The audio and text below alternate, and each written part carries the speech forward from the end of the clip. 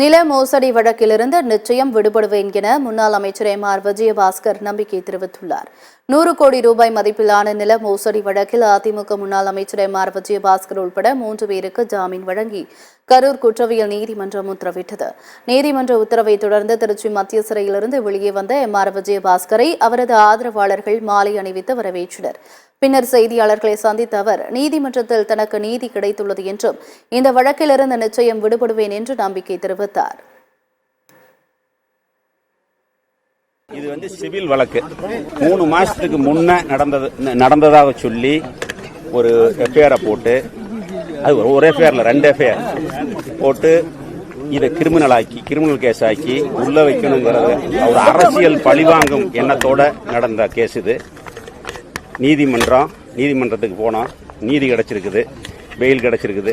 கண்டிப்பா இந்த கேஸ்ல நாங்க ஜெயிப்போம். இதுக்கு முன்ன எனக்கு எங்கிட்ட கேஸ் கிடையாது, அரசியல் கேஸ் தான். இந்த 3 வருஷத்துல மட்டும் என் மேல இதோட 31 கேஸ் போட்டிருக்காங்க. 31 கேஸ் போட்டிருக்காங்க. அதனால இந்த கேஸ் எல்லாம் பத்தி நாங்க பயப்படுறதில்ல.